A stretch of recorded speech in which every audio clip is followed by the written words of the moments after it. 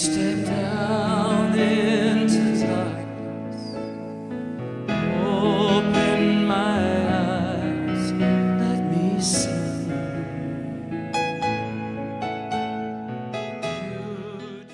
కొద్ది రోజుల గ్యాప్ తర్వాత చేరువచ్చిన మరి అదేవిధంగా వీడియో నుంచి ఈ విషయాలపై మక్కువ చూపి నేర్చుకోవాలి అనుకుంటున్న వాళ్ళందరికీ కూడా మరి ప్రభు అయిన యేసుక్రీస్తు నామములో శుభములు తెలియజేసుకుంటున్నాను. మరి ముఖ్యంగా చాలామంది ఈమెయిల్స్ రాస్తున్నారు, చాలామంది చెబుతున్నారు మీరు పంచిపెట్టే ఈ మెటీరియల్ చాలా విలువైంది, మీరిచ్చే ఈ మెటీరియల్ చాలా మాకు ఉపయోగకరంగా ఉంది. ప్రాముఖ్యంగా మరి దేవుని వాక్యమైనటువంటి బైబిల్ గ్రంథాన్ని కించపరిచి మరి మన క్రైస్తవుల విశ్వాసాన్ని ఎవరైతే తేలికగా చూపుతున్నారో అలాంటి వాళ్లకు సమాధానం చెప్పటానికి, సంసిద్ధతతో ఉండటానికి అవసరమైనటువంటి మెటీరియల్ అంటూ చాలామంది నాకు ఈమెయిల్స్ రాస్తున్నారు, ఫోన్లు చేస్తున్నారు, యూట్యూబ్లో లైక్స్ చెప్తున్నారు, ఫేస్బుక్లో లైక్స్ చెప్తున్నారు. దానికి చాలా చాలా అందరికీ కూడా వందనాలు. అన్నిటినీ మించి మనం ఈరోజు సాయంకాలము బైబిల్ స్టడీలోకి వెళ్ళటానికి మరి ప్రభు అయిన యేసుక్రీస్తు నామంలో తండ్రి అయిన దేవునికి విన్నపాలు చేద్దాం. తలలు ఉంచుకున్నట్లయితే ప్రార్థన చేద్దాం. ప్రేమగల తండ్రి, కృపగల దేవ, మరి మీ పరిశుద్ధాత్మ శక్తి మాపైన నాపైన ఉండనివ్వండి. నేను మాట్లాడే మాటల్లో, నా ఆలోచనల్లో తప్పు లేకుండా ప్రభా నేను నా విశ్వాసాన్ని, అదేవిధంగా మరి ఇతరుల విశ్వాసాన్ని ఉన్నది ఉన్నట్లుగా వ్యక్తపరిచే అవకాశాన్ని, అలాంటి సామర్థ్యాన్ని దయచేయండి ప్రభా. వినేవారిని మరి వీడియోల ద్వారా ఎవరైతే ప్రభా ఈ విషయాలను తెలుసుకునే ప్రయత్నం చేస్తున్నారో వారికి కూడా మీ యొక్క పరిశుద్ధాత్ముని శక్తి, పరిశుద్ధాత్ముని నడుపుదల, నింపుదల దయచేయమని చిన్న ప్రార్థన యేసుక్రీస్తు వారి శ్రేష్టమైన నామములో అడిగి వేడుకుంటున్నాం తండ్రి, amen. Well, this evening we will meditate on is Muhammad mentioned in Bible as we have been doing in the past. ఇంతకుముందు చూస్తున్నట్లుగానే మనము మొహమ్మద్ బైబిల్లో చెప్పబడ్డారా అన్న విషయాన్ని చూస్తున్నాం. ఇంతకుముందు మనం ఏం చూసాము అంటే ద్వితీయోపదేశ కాండములు 18వ అధ్యాయంలో మరి మొహమ్మద్ గారు బైబిల్లో ఉన్నారు అని చెప్పినప్పుడు మనము క్రైస్తవ సిద్ధాంతము మేరకు మరి ద్వితీయోపదేశ కాండంలో చెప్పబడినటువంటి ప్రవక్త మోషే వంటి ప్రవక్త తప్పనిసరిగా మొహమ్మద్ గారు కాదు అన్న విషయాన్ని చూసాం. అదేవిధంగా తప్పనిసరిగా యేసుక్రీస్తు వారే అయి ఉండాలి అన్న విషయాన్ని కూడా చూసాం. ఇప్పుడు ఈరోజు మనం ఏం చూస్తాము అంటే ఈరోజు నుంచి కొత్త సిరీస్ మనం మొదలు పెట్టబోతున్నాం. అదేంటంటే యోహాను సువార్తలో మరి మొహమ్మద్ గారు ఆయన గురించి చెప్పబడింది అన్న విషయాన్ని మనకు పదే పదే ముస్లింలు గుర్తు చేస్తూ ఉంటారు. పదే పదే వారు ఫేస్బుక్లో కానీ, ఈమెయిల్లలో కానీ, టీవీలలో కానీ చెప్తూ ఉంటారు. పాడిందే పాటరా పాచిపల్లె దాసరి అని వినేవాడు లోకువాడు, వాడు తక్కువడు అని ఆలోచిస్తే చెప్పే ప్రతి ఒక్కడు కూడా చిందులేసి మరీ చెప్తాడు. అలాంటి వాళ్ళకి మరి మామూలుగా ఆన్సర్ ఇస్తే సరిపోదు. లేఖనాధారమైన తత్వజ్ఞానంతో లేకపోతే తర్కముతో కూడినటువంటి సమాధానం చెప్పాలి.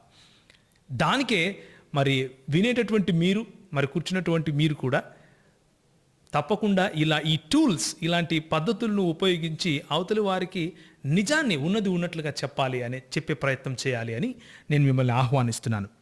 మరి ఈరోజు సాయంకాలం నేను ఎన్నుకున్నటువంటి వాక్య భాగము ఏంటి అంటే యోహాను సువార్త 14వ అధ్యాయం 16 నుంచి 18 వచనాలు. బైబిల్ తెరవండి. 16 నుంచి 18 వచనాలు. మీరు నా నామమందు దేనిని అడుగుదరో తండ్రి కుమారుని యందు మహిమపరచబడుటకై దానిని చేతును. నా నామమున మీరు నన్నేమి అడిగినను నేను చేతును. మీరు నన్ను ప్రేమించిన ఎడల నా ఆజ్ఞను గాయకొందురు. నేను తండ్రిని వేడుకొందును, మీ యొద్ద ఎల్లప్పుడూ ఉండుటకై ఆయన వేరొక ఆదరణకర్తను అనగా సత్యస్వరూపియగు ఆత్మను మీకు అనుగ్రహించును. కేవలం 16వ వచనం. ఈ వచనంలో ఇక్కడ చెప్పబడినటువంటి వేరొక ఆదరణకర్త ఇంకెవరో కాదు, మొహమ్మద్ అని చెప్పటానికి ముస్లింలు ఏమాత్రం వెనుకాడరు. ఎందుకలా వాళ్ళు చెబుతారు అంటే వాళ్ళు చెప్పే మాటలు ఇలా ఉంటాయి. ఒకసారి గమనించండి. గ్రీకు భాషలో ఆదరణకర్తకు వాడబడినటువంటి పదము పారాక్లిటోస్. మళ్ళీ ఒకసారి చెప్తాను. గ్రీకు భాషలో ఆదరణకర్తకు వాడబడినటువంటి పదము పారాక్లిటోస్. దానికి గ్రీకు భాషలో ఉన్నటువంటి అర్థం ఏమిటి అంటే ఉత్తరవాది, లేక లీగల్ అసిస్టెంట్, లేక కౌన్సిలర్, లేక మన తరఫున వాదించువాడు, లేక మన తరఫున మనకు సహాయం చేయువాడు, మనకు తోడుగా నిలబడి నడిపించువాడు, ఇలాంటి సినానిమస్ లేకపోతే ఇలాంటి ఒకే అర్థాన్ని ఇచ్చే పలు పలు పదాలు వాడచ్చు. కానీ ముస్లిములు దానికి ఏం చెప్తారు అంటే, మనకు ముఖ్యంగా మరి మన తెలుగు భాషలో మాట్లాడేటటువంటి మరి టోపీలు పెట్టుకొని కోట్లు వేసుకొని వస్తూ ఉంటారు. షఫీ కానీ, తర్వాత హైదరాబాద్లో ఉన్న ఇమ్రాన్ కానీ, లేకపోతే అక్కడ ముంబైలో ఉన్న జాకీర్ నాయక్ కానీ, వీళ్ళందరికీ తాత ఒక ఆయన ఉన్నాడు, చనిపోయాడు. వీళ్ళందరికీ తాత ఉన్నాడు ఒక ఆయన, ఆయన చనిపోయాడు. ఆయన పేరు అహ్మద్ దీదాత్ గారు. ఆయన సృష్టించింది ఇది. వీళ్ళందరూ ఆయన తోక పట్టుకొని తిరుగుతున్నారు. ఆయన చెప్పేది ఏంటంటే, అక్కడ ఉండాల్సింది పారాక్లిటోస్ కాదు, అక్కడ ఉండాల్సింది పెరిక్లైటోస్. పారాక్లిటోస్ కాదు, పెరిక్లైటోస్ అని చెప్తూ ఉంటారు. మీకు స్క్రీన్ పైన మీకు ఆ స్పెల్లింగ్లు, గ్రీకులో స్పెల్లింగ్లు మీరు చూడొచ్చు. అదేవిధంగా తెలుగులో క్షమించండి, అదేవిధంగా ఇంగ్లీష్లో ఉన్న స్పెల్లింగ్ కూడా మీరు చూడొచ్చు. దానికి అర్థాలు ఇప్పుడు మీరు గ్రీక్లో దానికి ఉన్నటువంటి ఇంగ్లీష్ అర్థాలు మరి స్క్రీన్ మీద మీకు కనిపిస్తూ ఉన్నాయి, ఇప్పుడు కనిపిస్తాయి. వాటిని కూడా మీరు చూడొచ్చు. ముఖ్యంగా వీడియోలో ఉన్న వారికి ఇది ఉపయోగపడుతుంది. నేను ఏవేవైతే అర్థాలు ఇప్పుడు చెప్పానో దానికి స్క్రీన్లో మీకు కనిపిస్తాయి మీ రెఫరెన్స్ కోసం.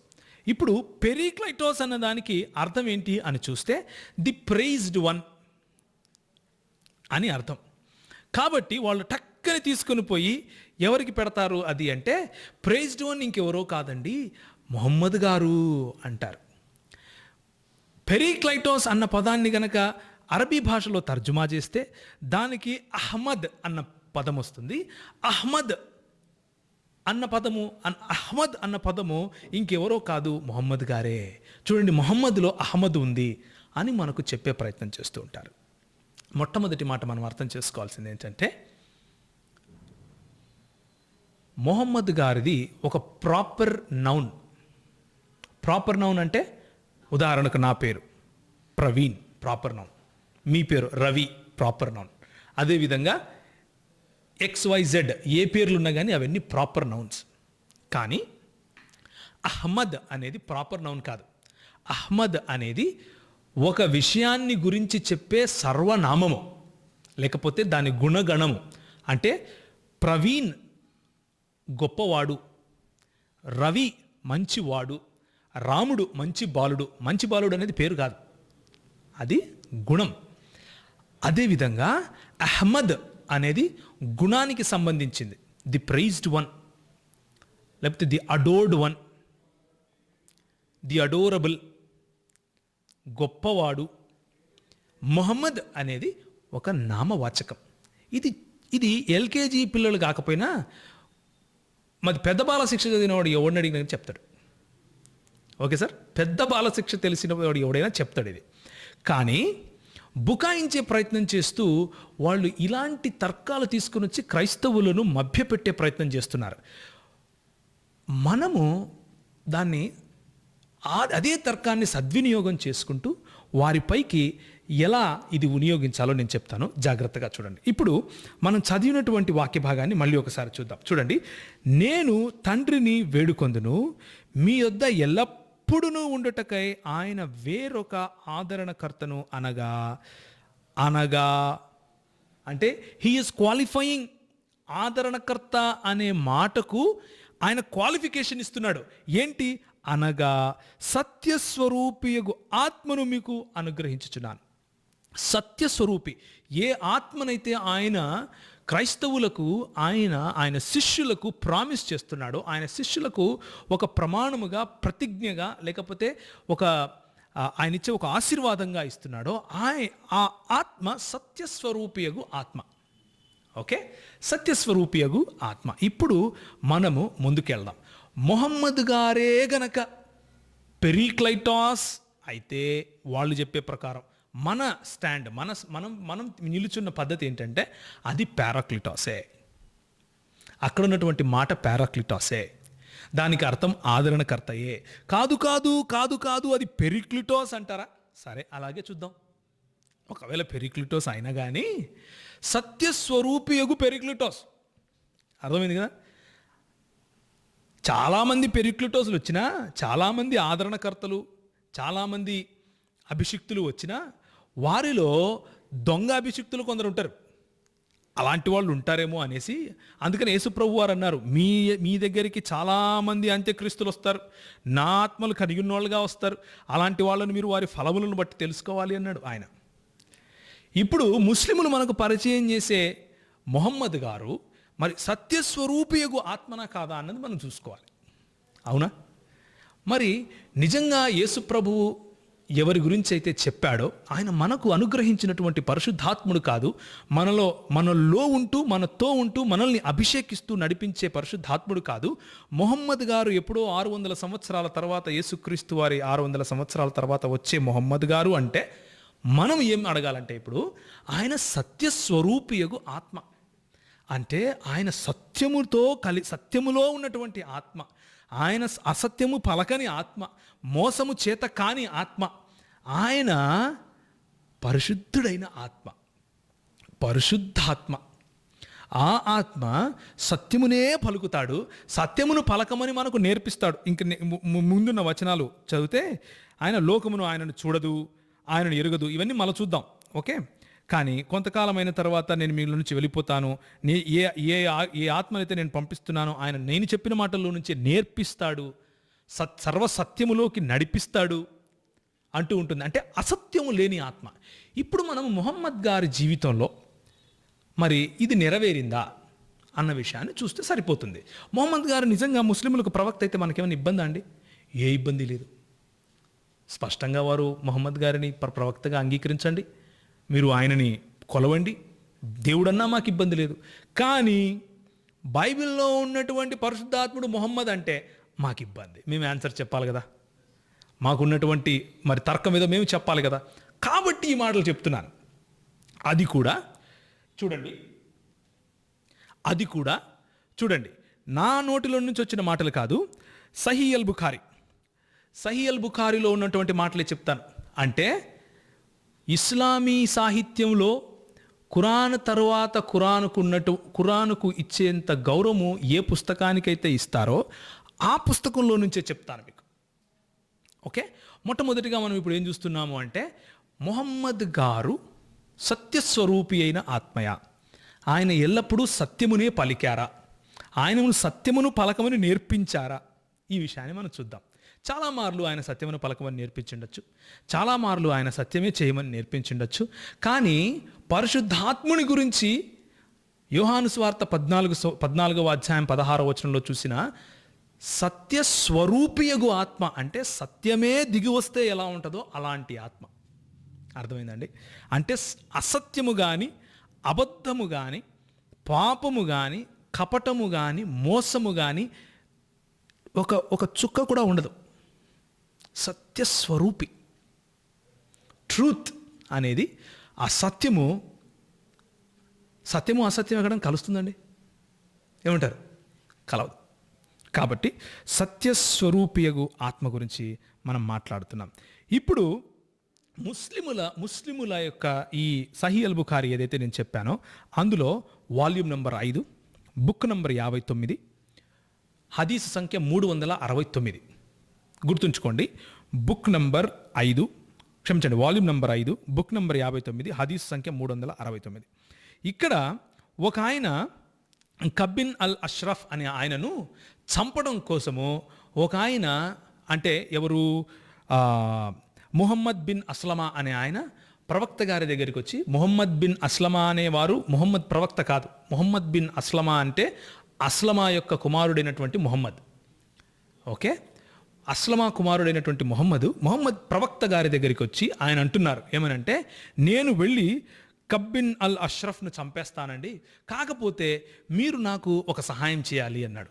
ఏం కావాలి చెప్పు అని ముహమ్మద్ గారంటే ఈయనంటాడు, నేను ఆయనను మోసం చేసేందుకు లేకపోతే మోసగించటానికి మీరు నాకు అనుమతినివ్వాలి అంటాడు. ఆయనను మోసగించటానికి మీరు నాకు అనుమతి ఇవ్వండి అంటే యేసుప్రభు వారు ఒకవేళ ఆ ప్రదేశంలో ఉంటే ఏం చేస్తారండి? మీరు చెప్పండి, ఏం చేస్తారు సార్? వద్దు నాయన, మోసగించటం మోసగాడి పని, మన పని కాదు. అబద్ధీకుడు మోసం చేస్తాడు, మనం చేయకూడదు. అబద్ధాలు చెప్పకూడదు అని యేసుప్రభు వారు చెప్పేవారు. మొహమ్మద్ గారు కూడా అలాగే చెప్పుంటారని నేను అనుకుంటున్నా. కానీ ఈ ముస్లిములు ఈ టోపీలు పెట్టుకొని కోట్లు వేసుకొని ఎవరైతే వస్తున్నారో వాళ్ళ గ్రంథాన్ని వక్రీకరించుకొని ఏమని రాసుకున్నారో తెలుసా? ఇంటే మీకు నవ్వు వస్తాయి. వాళ్ళు ఏమని రాసుకున్నారంటే మొహమ్మద్ అంత గొప్ప వ్యక్తి, ఒకవేళ వాళ్ళు గొప్ప వ్యక్తి అని ఎవరైతే అనుకుంటున్నారో ఆ వ్యక్తి గురించి ఎలా రాసుకున్నారంటే, ఈయన అన్నాడంట నో ప్రాబ్లం మోసగించే అన్నాడంట. సత్యస్వరూపియగు ఆత్మ మోసగించమని చెప్తాడండి. సత్యస్వరూపియగు ఆత్మ కబ్బిన్ అల్ అష్రఫ్ను నేను మోసగిస్తానయ్యా అని మొహమ్మద్ బిన్ అస్లమా వచ్చి అడిగితే, సత్యస్వరూపియగు ఆత్మ ఏం చెప్పాలంటే, సత్యమునే పలుకునాయన, అసత్యం పలకొద్దు అని చెప్పాలి. నువ్వు మోసగించిపో అని చెప్తాడా? చెప్పరు. నా ఉద్దేశంలో ఒకవేళ మొహమ్మద్ గారు నిజంగా ప్రవక్త అయి ఉంటే ఇలా ఎప్పుడు చెప్పరు. చెప్పిండ్రని నేను అనుకుంటున్నా. కానీ ఈ ముస్లిములు చూసారా ఎంతగా ఆయనను అవమానిస్తున్నారో? వారు సొంత ప్రవక్తని ఎలా అవమానిస్తున్నారో చూసారా? ఇది తప్పు కాదంటారా? మళ్ళీ వాళ్ళు వచ్చి మనకు నీతులు చెప్తారు. ఇంకొక మాట చూడండి. అంతటితో వదిలేశారు అనుకుంటున్నారా? కాదు, ఇంకా చూడండి. ఇలాత్ అల్ సులామి అనే వ్యక్తి మొహమ్మద్ గారి దగ్గరికి వచ్చి, అయ్యా మన దగ్గర డబ్బులు అయిపోయాయి కదా, నా దగ్గర చాలా డబ్బు ఉంది, అంటే నేను ఇంతకుముందు ఎవరినైతే పెళ్లి చేసుకున్నానో ఆమె దగ్గర నా డబ్బు చాలా ఉంది, నేను ఆమె విడిపోయినప్పుడు ఆమెకు నాకు కలిగినటువంటి కుమారునితో పాటు కొంచెం ధనం విడిపోయింది, ఆ ధనాన్ని నేను మళ్ళీ తీసుకొని వస్తాను, కాకపోతే మీరు నాకు ఒక సాయం చేయాలన్నారు. ఆలోచించండి ఏం సాయం ఉంటుందో. సేమ్ స్టోరీ, మళ్ళా repeat, same card names change అన్నట్లు. ఈయన వచ్చేమన్నాడంటే, అయ్యా నేను అబద్ధం ఆడతాను, అందుకు మీరు నాకు అనుమతి ఇవ్వాలి అన్నాడు. సత్యస్వరూపియగు ఆత్మ అయితే ఏం చేస్తాడండి? ఇప్పుడు నేను ఆన్సర్ ఎక్కువగా చెప్పను, మీరు చెప్పండి. సత్యస్వరూపియగు ఆత్మ అయితే ఏం చేస్తాడు? ప్రవక్త అయితే ఏం చేస్తాడు? వద్దు నాయన, సొంత భార్యకి వెళ్ళి ఎవరైనా అబద్ధం చెప్తారా? డబ్బుల కోసం అబద్ధం మాట్లాడకూడదు మనం అని చెప్తాడు. మొహమ్మద్ గారు ఏమన్నారంట? చెప్పుబో అన్నాడు. Sahih Al Bukhari volume number 7 book number 67 number 427. Sahih Al Bukhari volume number 7 book number 67 number 427లో ఇంకొక మాట ఉంది. ఏంటి? మొహమ్మద్ గారు ఒక ప్రమాణం చేశారు, ఒక ఒట్టు పెట్టుకున్నారు, నేను మీకు ఇంత ఇస్తాను అని. ఆయన మర్చిపోయి వాళ్ళకి ఇవ్వాల్సింది ఇవ్వలేదు. సత్యస్వరూపియగు ఆత్మ అలా చేస్తాడా? ప్రవక్త అయితే నిజంగా ఆయన చేసి ఉండకపోవచ్చు. వీళ్ళ సొంత ప్రవక్తని ఎలా అవమానిస్తున్నారో చూడండి. ఇలాంటి పుస్తకాలు రాసుకుంటున్నారు. ఇది ఖురాన్ తర్వాత ఖురాన్ అంతటి పుస్తకం అండి. నేను చెప్పేది కాదు, నేను రాసిందో ఇంకెవరో రాసిందో కాదు. చెత్తా బజార్లో దొరుకుతుంది ఇది, మన హైదరాబాద్లో చెత్త బజార్లో దొరుకుతుంది. చూడండి దీని మీద ఏముందో. The translation of the meaning of Sahih Al Bukhari Arabic to English doctor Muhammad Muhsin Khan అని ఆయన రాస్తే దారుస్సలాం వాళ్ళు దీన్ని ప్రింట్ చేశారు. క్రైస్తవులు కాదు, దారుస్సలాం వాళ్ళు ప్రింట్ చేశారు. వారి సొంత ప్రవక్తను కూడా అబద్ధీకునిగా చిత్రీకరిస్తున్నారు ముస్లిములు. వాళ్ళొచ్చి మన బైబిల్లో నుండి అక్కడ పారాక్లిటోస్ కాదు పెరిక్లైటోస్ ఉండాలి అంటే మనం నమ్ముతామా? చెప్పండి, నమ్ముతామా సార్? ఎందుకు నవ్వుతాం సార్? నవ్వుతాం, నమ్మము. ఇంకో మాట, పోనీ ఇంకో మాట చెప్తాను. దేవుని గ్రంథం ఏం చెప్తుంది? నీతిమంతుడు ఒక మాట ఇస్తే ఏం చేస్తాడంట? దాని మీద నిలబడతాడు. వాడికి అందులో లాభం లేకపోయినా నిలబడతాడు. యేసుప్రభు వారు ఒక మాట అన్నారు, మీ అవును అంటే అవును అయి ఉండాలి, మీ కాదు కాదు అయి ఉండాలి. There are no grey shades in truth అన్నాడు యేసుప్రభు. మాట ఇచ్చి తప్పేవాడు సత్యస్వరూపి ఎలా అవుతాడు? చేస్తాను అని చెప్పిన మాటను నేను చెయ్యను అని చెప్పేవాడు ఏ విధంగా సత్యస్వరూపి అవుతాడు? ఇంకొక మాట, Sahih Al Bukhari volume number 9 book number 89 హదీసు సంఖ్య 260. ఇందులో ఏముంటుంది అంటే, Sahih Al Bukhari volume number 9 book number 89 number 260. ఇక్కడ కూడా మొహమ్మద్ గారు మాట మార్చినట్లు ముస్లిములు రాసుకున్నారు. సత్యస్వరూపియగు ఆత్మ అబద్ధము చెప్పడు. సత్యస్వరూపియగు ఆత్మ అబద్ధం చెప్పటానికి పర్మిషన్ ఇవ్వడు, టీచింగ్ ఇవ్వడు. సత్యస్వరూపియగు ఆత్మ మాట మార్చడు. సత్యస్వరూపియగు ఆత్మ తకీయాను బోధించడు. ముస్లిములలో దీన్ని తకీయా అంటారు. తకీయా అంటే వారి అవసరతలను తీర్చుకోవటానికి, వారి విశ్వాసములో గనక వాళ్ళకి ఏదైనా సమస్య అనిపిస్తే వారి అవసరతలు తీర్చుకోవటానికి, అంటే అక్కడి నుంచి తప్పించుకోవటానికి వాళ్ళు తప్పు చెప్పినా, అబద్ధం చెప్పినా, మిస్రెప్రజెంటేషన్ చేసినా, అంటే తప్పుడు ప్రాతినిధ్యం వహించినా కానీ ఏం కాదు. ఇలాంటి కళ్ళబొల్లి మాటలు ముస్లిం పండితులు రాసుకున్నారు వాళ్ళ పుస్తకాలలో. ప్రవక్త ఒకవేళ అయ్యుంటే మొహమ్మద్ గారు ఎప్పుడు చెప్పిండ్రని నా అభిప్రాయం. కానీ ముస్లిములు ఆయనను అవమానిస్తూ రాసుకున్నారు ఈ పుస్తకాలు. చూసారా? ఇలాంటి వాళ్ళు వచ్చి సత్యదేవుని నిజ సత్యగ్రంథమైనటువంటి యేసుక్రీస్తు ఆత్మ, పరిశుద్ధాత్మని చేత వ్రాయించబడినటువంటి బైబిల్ గ్రంథంలో పారాక్లిటోస్ కాదంట, పెరిక్లిటోస్ అంట. ఇప్పుడు ప్రశ్నిద్దాం మనం, సత్యస్వరూపి అయిన ఆత్మ ఎలా అవుతారండి మీ పుస్తకాల్లో ఉన్నటువంటి మొహమ్మద్ గారు? మీ పుస్తకాల్లో ఉన్నటువంటి మొహమ్మద్ గారు, నిజమైన మొహమ్మద్ గారు నా ఉద్దేశంలో అలా చెప్పి ఉండకపోయిండొచ్చు. కానీ మీరు రాసుకున్నారు, ఆయనను భ్రష్టు పట్టిస్తున్నారు, మీరు ఆయనను అవమానిస్తున్నారు. మీరు అలాంటి మొహమ్మదు ఏ విధంగా సత్యస్వరూపియగు ఆత్మ అవుతాడు అన్నది నా ప్రశ్న. అబద్ధము బోధించువాడు, అబద్ధము చెప్పమని చెప్పేవాడు, మోసగించమని చెప్పేవాడు, లేకపోతే మాట ఇచ్చి తప్పేవారు ఏ విధంగా ప్రవక్త అవుతాడు? ఏ విధంగా సత్యస్వరూపియగు ఆత్మ అవుతాడు?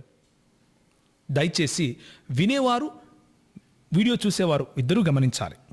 అదేవిధంగా ఇప్పుడు మొహమ్మద్ గారు ఉన్న కాలంలో ఏ బైబిల్ అయితే ఆయన చేతిలో ఉందో, బైనా యదైహి అన్న పదాన్ని అరబిక్ భాషలో వాడారు. ఏ కితాబ్ అయితే నీ చేతుల నడుమ ఉన్నదో అంటూ మన ఖురాన్ గ్రంథంలో ఉంది. నీ చేతుల నడుమ ఉన్న బైబిల్ గ్రంథంలో నీ గురించే వ్రాయబడి ఉంది అన్నట్లుగా కూడా ఖురాన్లో ఉన్నటువంటి ఆయత్తు వెలవడింది. అలాంటప్పుడు అప్పుడు ఉన్నటువంటి ఖురాన్లో పారాక్లైటోస్ ఉందా, పారాక్లిటోస్ ఉందా అని చూడాలి, తెలిసిపోతుంది కదా. అప్పుడు కూడా యోహాను సువార్త ఉంది, అప్పుడు కూడా మొహమ్మద్ గారి చేతుల్లో యోహాను సువార్త ఉండింది. యోహాను సువార్త ఉన్నప్పుడు పారాక్లైటోస్ కనుక పెరిక్లైటోస్ కనుక ఉంటే అది మొహమ్మద్ గారికి తెలిసిపోయి ఉండేది.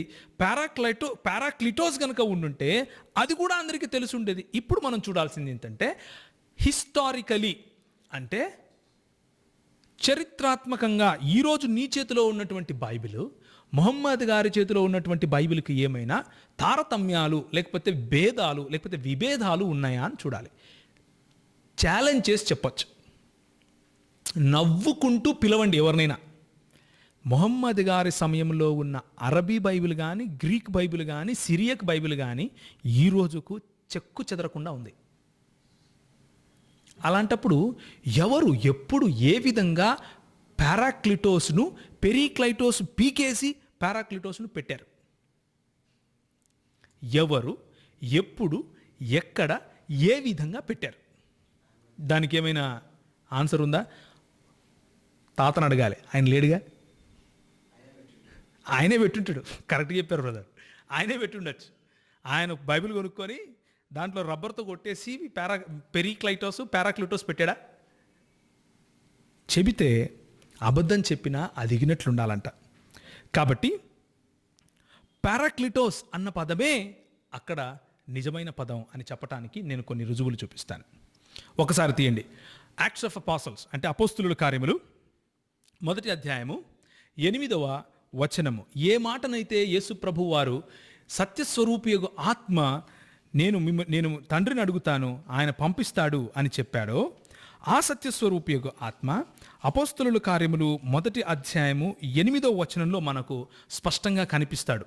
అదే పారాక్లిటోస్ అన్న పదాన్ని వాడుతూ ఇక్కడ చూడండి, ఏముంటుందో అదే మాట వాడుతూ, ఆయన పరిశుద్ధాత్మ మీ మీదికి వచ్చినప్పుడు మీరు శక్తి నొందెదరు గనుక మీరు యెరూషలేములోను యూదయ సమరయ దేశములందంతటా భూదిగంతముల వరకు నాకు సాక్షులై ఉందిరని వారితో చెప్పెను. ఎవరితో? శిష్యులతో. ఎవరు? యేసు ప్రభు. ఏమని చెప్తున్నాడు?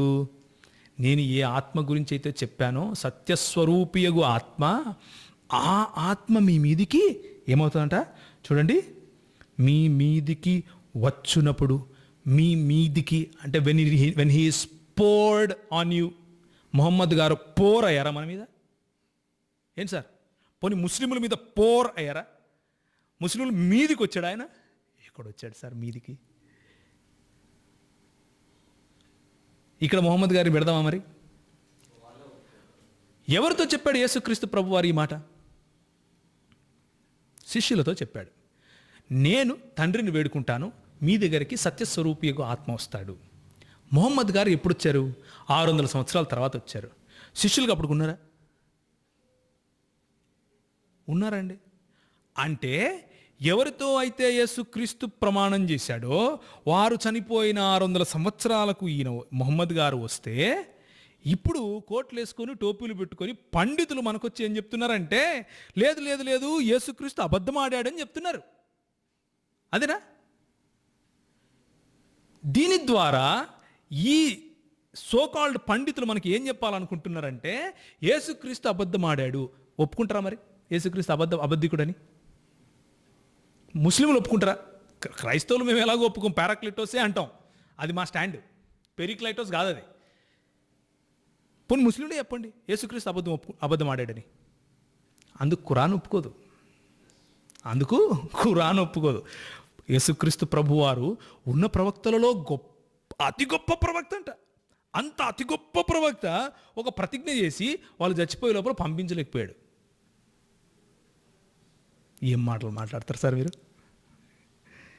ఇంకొక మాట, అపోస్తలుల కార్యములు 2వ అధ్యాయం. అపోస్తలుల కార్యములు 2వ అధ్యాయం 32 నుంచి 33 వచనాలు. ఇందులో చూడండి, చాలా స్పష్టంగా ఉంటుంది. ఈ యేసును దేవుడు లేపెను, దీనికి మేమందరము సాక్షులము కాగా, ఆయన దేవుని కుడిపార్శ్వమున హెచ్చింపబడి పరిశుద్ధాత్మను గూర్చిన వాగ్దానమును తండ్రి వలన పొంది మీరు చూచుచూ వినుచున్న దీనిని కుమ్మరించి ఉన్నాడు. హి పోర్డ్ ఎవరిని? పరిశుద్ధాత్ముడిని. పరిశుద్ధాత్ముడు అంటే సత్యస్వరూపియగు ఆత్మ అంటే మనతో ఉంటూ మనల్ని నడిపించే, సర్వసత్యములేకి నడిపించే పరిశుద్ధాత్మ దేవుడు. త్రిత్వమును నమ్మే క్రైస్తవులకు స్పష్టంగా అర్థమయ్యే మాట ఏంటంటే, పరిశుద్ధాత్ముడు దేవుడే.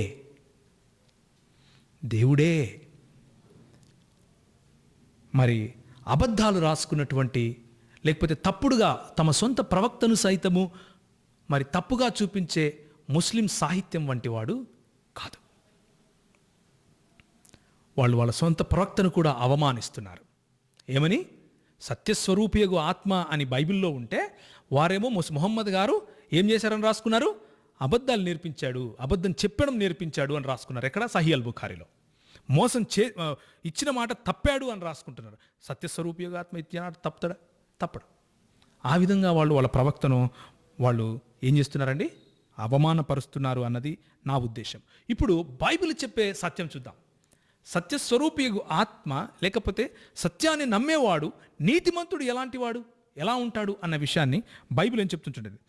నంబర్స్ అంటే సంఖ్యాకాండము 30వ అధ్యాయము. సంఖ్యాకాండము 30వ అధ్యాయము మొదటి 2 వచనాలు. సంఖ్యాకాండము 30వ అధ్యాయము 1 నుంచి 2 వరకు. మోషే ఇశ్రాయేలీయుల యొక్క గోత్రాధిపతులతో ఇట్లా నేను ఏమంటున్నాడు ఆయన? మోషే గారు, ఇది యెహోవా ఆజ్ఞాపించిన సంగతి. ఏంటి ఆయన ఆజ్ఞాపించిన సంగతి? ఒకడు యెహోవాకు మొక్కుకొనిన ఎడల, లేక తాను బద్ధుడగుటకు ప్రమాణము చేసిన ఎడల, అతడు తన మాట తప్పక తన నోట నుండి వచ్చినదంతయు నెరవేర్చవలెను. దేవుని మాటతో తీసుకుని ఒక మాట చెప్తే చెప్పింది చెప్పినట్లుగా చేయాలి.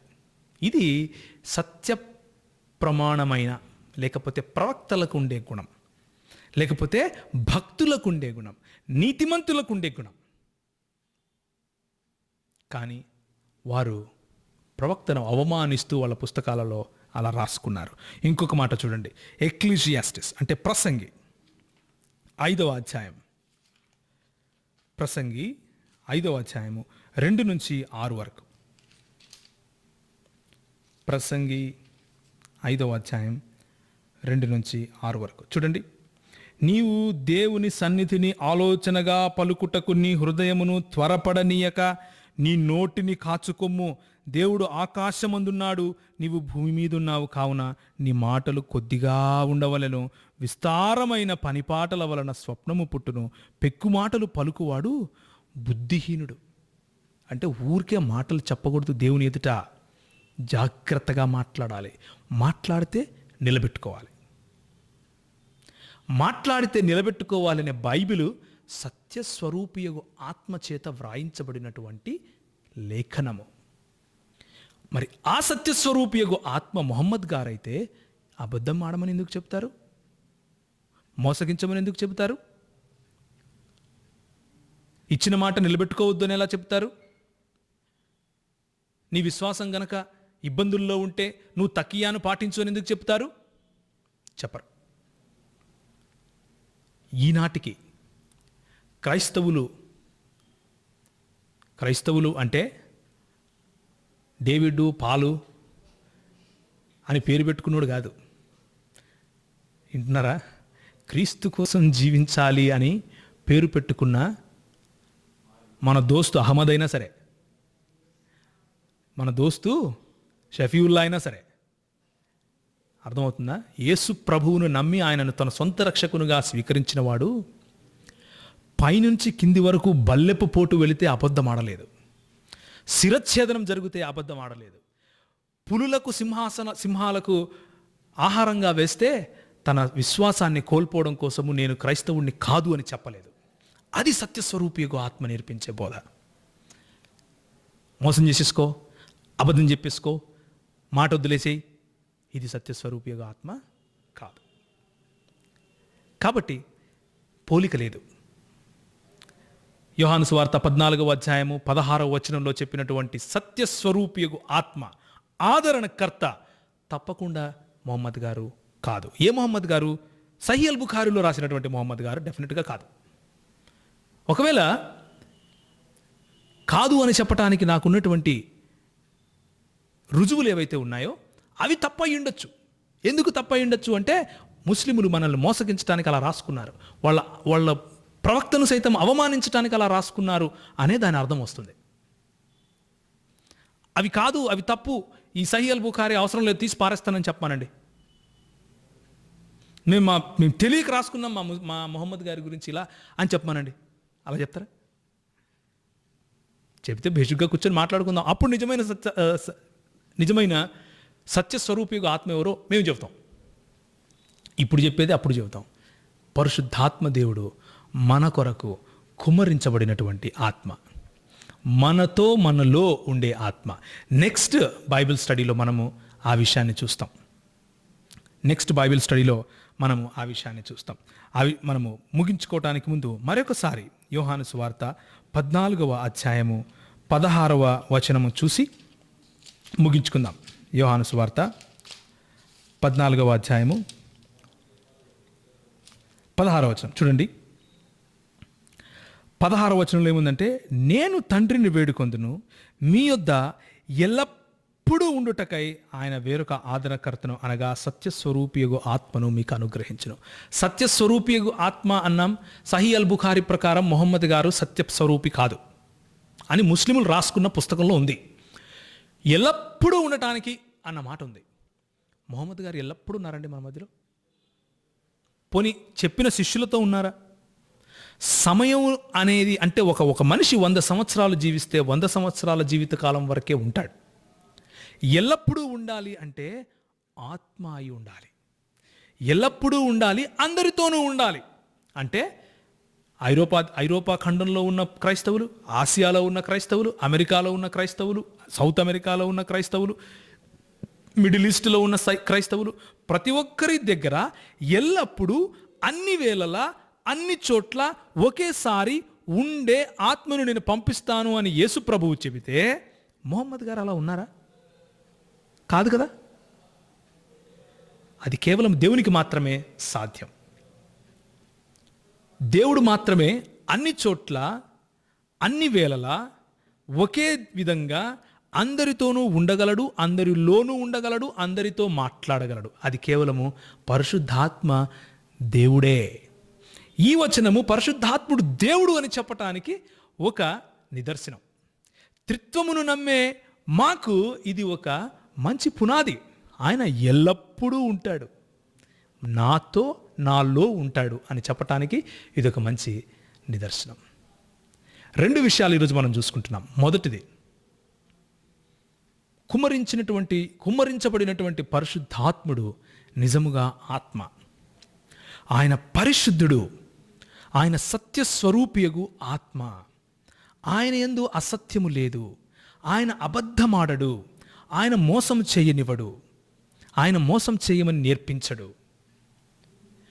మరి ఏ ముస్లిములైతే మన దగ్గరికి వచ్చి అహ్మద్ దీదాత్ లాంటి వాళ్ళు మైకులు పట్టుకొని చెబుతున్నారో అక్కడ పారాక్లిటోస్ కాదు పెరిక్లైటోస్ ఉండాలి అని, వాళ్ళకు మనం ఇచ్చే సమాధానం ఏంటంటే, పెరిక్లైటోస్ అంటే అహ్మద్ అని ఒకవేళ నువ్వు ట్రాన్స్లేషన్ చేసుకున్నా అహ్మద్ అన్నది ఒక సర్వనామము, గుణముకు సంబంధించింది, నామవాచకం కాదు. నామవాచకం మొహమ్మద్ గారి పేరు నామవాచకం. కాబట్టి మొదటిది కొట్టివేయాలి. అదేవిధంగా పెరిక్లైటోస్ ఎందుకు కాదు అన్న విషయాన్ని మనం చూస్తూ అపోస్తలుల కార్యము 1వ అధ్యాయము, అపోస్తలుల కార్యము 2వ అధ్యాయం చూస్తూ ఆయన కుమ్మరించబడ్డాడు, ఆయన మన పైకి వచ్చాడు అన్న విషయాన్ని మనం చూసినప్పుడు మొహమ్మద్ గారు అలా రాలేదు అన్న విషయాన్ని మనం చూసుకున్నాం. 3వదిగా, మొహమ్మద్ గారు ని అవమానిస్తూ వాళ్ళు రాసుకున్నటువంటి వాళ్ళ సాహిత్యంలో మొహమ్మద్ గారు వారు తప్పుగా రాసుకున్నారు. ఏమని రాసుకున్నారు? అబద్ధాలు నేర్పించాడంట, అబద్ధాలు చెప్పమని చెప్పాడంట, ఆయన సొంతంగా మాటిచ్చి నిలబెట్టుకోలేదంట, మోసం చేయమని చెప్పాడంట, డబ్బు కోసము మోసం చేయమని చెప్పాడంట. ఇది ప్రవక్తలు చెయ్యరు. మొహమ్మద్ గారు కూడా బహుశా చేసి ఉండకపోవచ్చు. వీళ్ళు వాళ్ళ ప్రవక్తను అవమానిస్తూ అలా రాసుకున్నారు అన్నది నా అభిప్రాయం. కాబట్టి ఈరోజు సాయంకాలము మనం తెలుసుకున్న విషయం ఏంటంటే, యోహాను సువార్త 14వ అధ్యాయం 16వ వచనంలో ఉన్నటువంటి ఎల్లప్పుడూ ఉండే వేరొక ఆదరణకర్త, సత్యస్వరూపియగు ఆత్మ మనకు తోడుగా ఈనాడు, ఈరోజు, ఇప్పుడు మనకు తోడుగా క్రైస్తవులైన క్రీస్తును నమ్మిన ప్రతి ఒక్కరికి తోడుగా ఆయన మనతో జీవిస్తున్నాడు. ఆయన మనలో నివసిస్తున్నారు. ఈ సాయంకాలం ఒకవేళ కూర్చున్నటువంటి వారిలో ఎవరైనా సరే, వీడియో ద్వారా వినేవారిలో ఎవరైనా సరే ఈ పరిశుద్ధాత్మునితో పరిచయం కాకుండా ఉంటే, ఈ పరిశుద్ధాత్ముని కనుక ఇంకా తెలుసుకోకుండా ఉంటే, ఈరోజు మీకు ఒక అవకాశం ఇస్తున్నాను. ఆయనను స్వీకరించండి, ఆయనను పిలవండి. ఆయన మీ హృదయంలో పని చేసినప్పుడు ఒకే ఒక్క విషయాన్ని మీరు అర్థం చేసుకుంటారు. ఏంటో తెలుసా? యేసుక్రీస్తు నా కోసం సిలువలో మరణించాడు, నా కోసం ప్రాణం పెట్టాడు. యేసుక్రీస్తు నా కోసం 3వ దినం తిరిగి లేచాడు. ఆయన నా పాపములను నుండి నన్ను రక్షించాడు. ఆయన రక్తం ద్వారా నేను ఈరోజు పవిత్రుడిని లేదా పరిశుద్ధుడిని అయ్యాను. ఈ విషయం పరిశుద్ధాత్ముడు నీకు నేర్పిస్తాడు. పరిశుద్ధాత్మ దేవుడు నీలో నివసిస్తాడు. అందుకే యేసు ప్రభు వారు అన్నారు, మీరు ఎప్పుడైతే ఈ సత్యంలోకి నడిపింపబడతారో, నేను నా తండ్రియు తరువాత నా ఏ ఆత్మ అయితే మీలో కార్యం చేసిందో ఆ ఆత్మ మేము నీ లోపలికి వచ్చి నీతో పాటు భోంచేస్తామన్నాడు, నీతో పాటు మేము సహవాసం చేస్తాము అన్నాడు. కనుక ఈ సాయంకాలము I invite you my brothers, my sisters, this evening to realise the reality of the holy spirit. పరిశుద్ధాత్మని యొక్క సత్యతను మీరు గ్రహించాలని ఆశపడుతున్నాను. ఆయన మీలో ఇచ్చేటటువంటి తలాంతులను, ఆయన మీకు ఇచ్చేటువంటి ఆశీర్వాదాలను, సత్యములు, అవి రియాలిటీ, అవి ప్రాకృతికములు, సహజముగా ఆయన మీకు ఇచ్చే తలాంతులు. వాటిని మీరు విస్మరించకండి, వాటిని మీరు మర్చిపోకండి. ఆయనను మీరు do not quench the spirit అని బైబిల్ చెప్తా ఉంది. ఆయనను మీరు ఆర్పకండి. ఆయన అగ్ని వంటివాడు. ఆయన మిమ్మల్ని ప్రభువు కోసం నిలబడమని చెప్తూ ఉంటే నిలబడండి. భయపడాల్సిన అవసరం లేదు ఎవరికి. మహా అయితే చస్తాం, కానీ పరిశుద్ధాత్ముడు మీకు శక్తినిచ్చే సామర్థ్యం గలవాడు. మీరు చస్తూ కూడా ఆయన యొక్క సువార్తను ప్రకటించగల దమ్మున వాళ్ళుగా ఉంటారు. చస్తే ధైర్యం కలిగి చావాలి. పిరిగిగా బతకటం కంటే ధైర్యంగా చావడమైనా మంచిదే. అలాగే అపోస్తలుడు చేశారు. శిరచ్ఛేదనం, నగ్నత, కత్తి. పౌలు అంటాడు, నా ఓడ పగిలిపోయింది. పౌలు అంటాడు, ఎంతమంది ముందు అవమానం, కొరడాలు, ఉమ్మి, చంపదెబ్బలు, చెప్పుకోలేనటువంటి ఎన్నెన్నో. అంత కష్టపడినా కానీ విశ్వాసాన్ని విడిచిపెట్టకుండా విశ్వాసంలో బలంగా ఉండేది నేర్పించేదే పరిశుద్ధాత్మదేవుడు. అంతేగాని టైం అయిపోతే బొంకేసేయి, అబద్ధాలు చెప్పేసేయి, మోసం చేసేసేయి అని ఆయన నేర్పించడు. కనుక ఈ సాయంకాలంలో I invite you, my brothers and my sisters, to have a beautiful fellowship with the Spirit of God, to live with Him day by day, to understand His heart day by day, to walk with Him day by day. తలలు వంచుకుంటే ప్రార్థన చేసుకుందాం. Father, this evening we come to your presence, Lord, and we thank you for the gift of the Holy Spirit. పరిశుద్ధాత్మని యొక్క వరమును బట్టి మీకు వందనాలు ప్రభువా. మీరు మాకు ఆ పరిశుద్ధాత్మ వరాన్ని కనుక ఇవ్వకపోతే మేము పిరికి వాళ్ళంగా ఉండేవాళ్ళం. మీరు మాకు అనుగ్రహించిన ఆత్మ పిరికి ఆత్మ కాదు, కానీ జ్ఞానము గల ఆత్మ, ధైర్యాన్నిచ్చే ఆత్మ, మీ కొరకు నిలబడే శక్తినిచ్చే ఆత్మ. సిరియాలో ప్రభువా ఈ రోజుకు కూడా ఎంతోమందిని కాల్చి చంపుతున్నారు. వాళ్ళ తలలు కోసి ఫుట్బాల్ ఆడుతున్నారు, కానీ ధైర్యంగా మీ కొరకు వాళ్ళు నిలబడుతున్నారు అంటే పరిశుద్ధాత్మదేవా మీరిచ్చే సామర్థ్యం బట్టే. అందుకు మీకు కృతజ్ఞతాస్తుతులు చెల్లిస్తూ ఈ సాయంకాల సమయంలో చేరి వచ్చిన వారిని ఆశీర్వదించి మీరు బలపరిచి క్రైస్తవ విశ్వాసంలో పునాదులను గట్టి చేయమని, వీడియో ద్వారా వింటున్న వారిని కూడా ఆశీర్వదించమని యేసుక్రీస్తు వారి శ్రేష్టమైన నామంలో ఇచ్చిన ప్రార్థనను అడిగి వేడుకుంటున్నాను తండ్రి. Amen. So here I am.